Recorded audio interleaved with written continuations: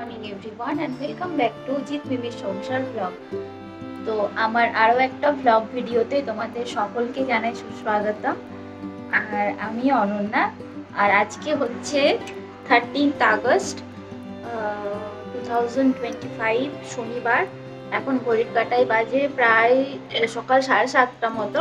আমরা ঘুম থেকে উঠে গেছি, ঘুম থেকে উঠে রেডি হয়ে গেছি। মাসি এসেছিল একটু আগে, তো মাসি সমস্ত কাজ টাজ করে চলে গেছে। এরপরে ব্রেকফাস্ট করব, ব্রেকফাস্টটা বানাবো আর চাটা এগুলো করবো। বাদ বাকি যা কিছু করার, একটু হাঁটা চলা, এগুলো সমস্ত কিছু কমপ্লিট হয়ে গেছে। তো চলো আজ পুরো দিনটাই আমি তোমাদের সাথে শেয়ার করব, দেখতে থাকো আমার ব্লগটাকে, স্কিপ না করে দেখো। চলো রান্না করে যাই। বিছানা ঝাড়া কমপ্লিট।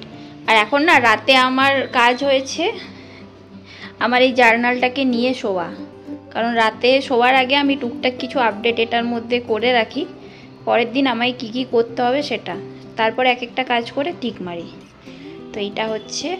আর ঘর একদম নিট অ্যান্ড ক্লিন করে নিয়েছি।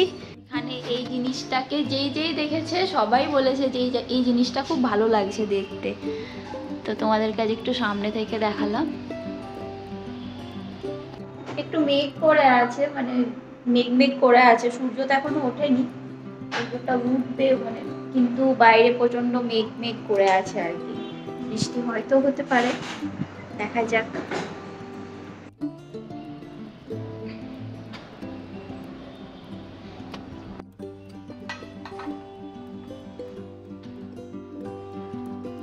চলো চাটা দিয়ে দিই।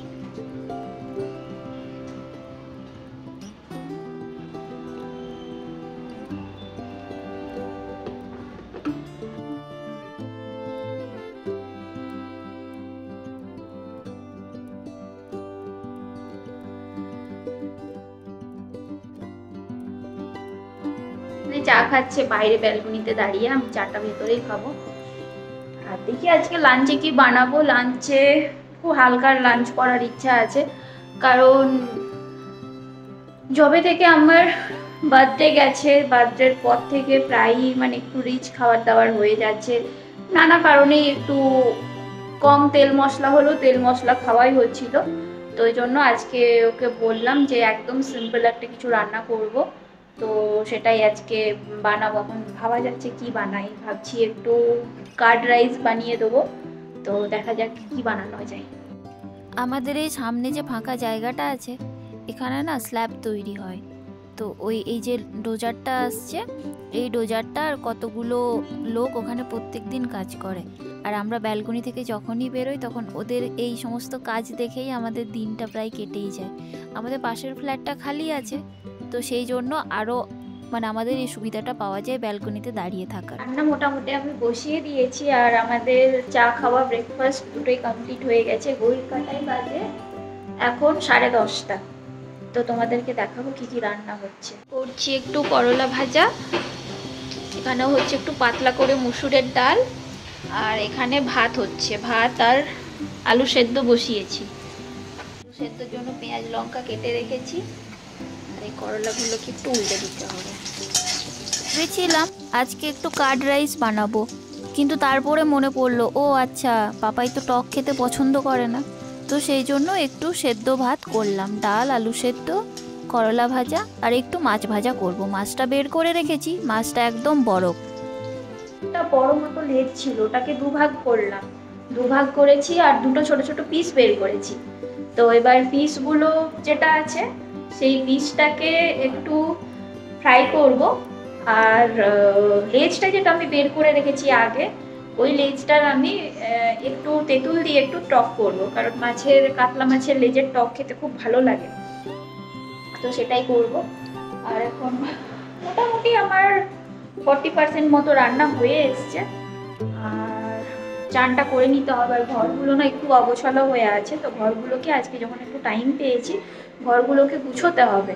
আর সন্ধেবেলাতে আমাদের এক জায়গায় যাওয়ার আছে, তো সেটাই এখন চেষ্টা হচ্ছে যে যদি সমস্ত কিছু ঠিকঠাক হয়ে যায় তাহলে ওখানটাতে। ঘড়ির কাঁটায় বাজে এখন সন্ধে 6:15 মতো। আর আমি জিৎ দুজনেই আমরা রেডি হয়ে গেছি, একটু হাঁটতে বেরোবো। সন্ধে দেওয়া সমস্ত কিছু কমপ্লিট হয়ে গেছে। আর তোমাদের সাথে শেয়ার করলাম আমাদের বাইরের এই পরিবেশটাকে।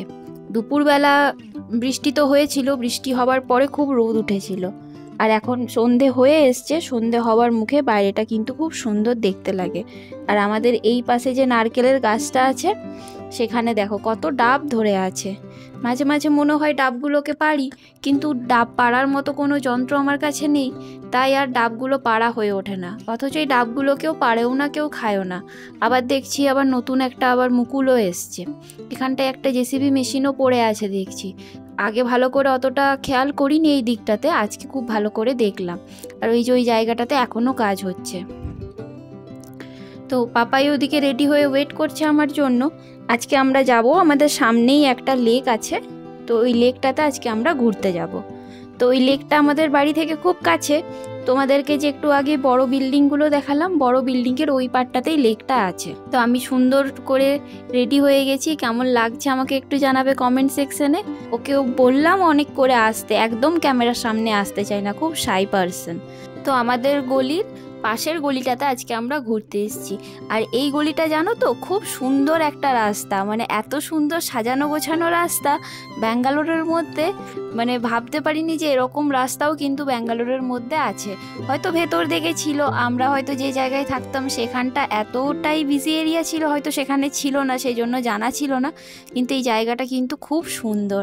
আর আমিও ওকে বলছিলাম যে আমরা যদি ওই গলিটাই বাড়ি না নিয়ে এই গলিটাতে বাড়ি নিতাম খুব ভালো হতো। আর এই জায়গাটাতে এসে না আমার বাড়ির একটা ফিলিংস আমার কাছে এলো, মানে আমার বাড়ির আশেপাশের পরিবেশও ঠিক এরকমই। তো ওই দিকে গেছিলাম, কিন্তু ওখানে ওই সোসাইটিটা পার হয়ে ওই লেকটাতে যেতে হতো, তাই আমরা এই দিকের একটা রাস্তা ধরেছি। তো অন্য একটা রাস্তা ধরেছি। তো এই যে বিল্ডিংগুলো দেখছো, এই বিল্ডিংগুলোই কিন্তু আমাদের বাড়ির সামনে দিয়ে দেখা যায়। তো এই বিল্ডিংটার পাশ দিয়ে আমরা একটা শর্টকাট রাস্তা পেয়েছি, সেই রাস্তা দিয়েই আমরা আজকে যাচ্ছি। তো বাইরের যা অবস্থা মেঘের, তাতে দেখে বোঝার উপায় নেই যে এখন প্রায় 6:45 মতো সন্ধেবেলার বাজে। আমাদের ওয়েস্ট বেঙ্গলে হয়তো এতক্ষণ অন্ধকার নেমে গেছে, কিন্তু এখানে এখনও আলো। তো ওই যে লেকের সাথে একটা পার্ক আছে, তো ওই পার্কটা সন্ধ্যে 7:50 অবধি খোলা থাকে। তো তাই আর কোনো চাপের ব্যাপার নেই যে আমরা গেলে পার্ক বন্ধ হয়ে গেল, সেই ব্যাপারটা কিন্তু নেই। তো দেখো আমরা পার্কে ঢুকে গেছি। পার্কের সামনেটাতে একটু কাদা ছিল, কিন্তু কাদা পেরিয়ে আমরা ঠিক চলে এলাম।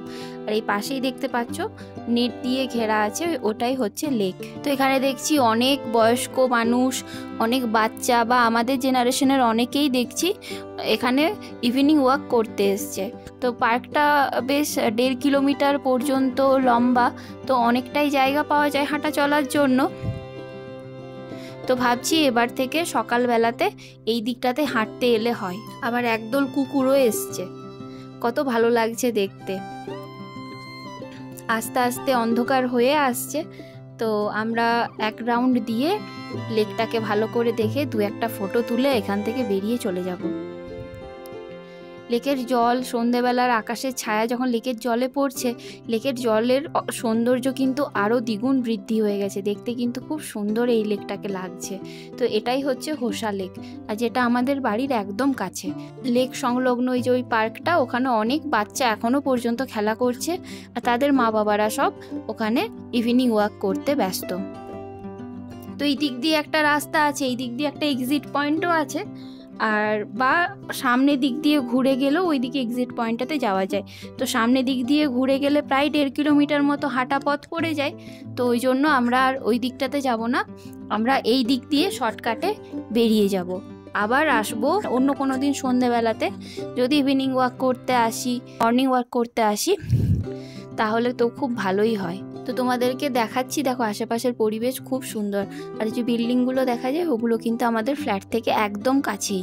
এই পার্কটার দূরত্ব খুব বেশি না।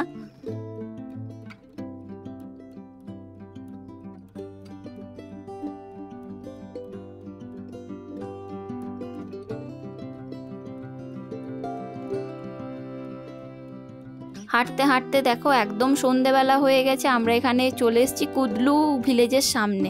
তো এই দিক থেকে আবার আমাদের বাড়ি যেতে আবার অনেকটা টাইম লেগে যাবে, মানে অনেকটাই ডিস্টেন্স হয়ে যায়, প্রায় 3.5 কিলোমিটার মতো। কারণ আমরা যেদিকে ঢুকেছি সেই দিক দিয়ে আর বেরোইনি, উল্টো দিকে বেরিয়েছি।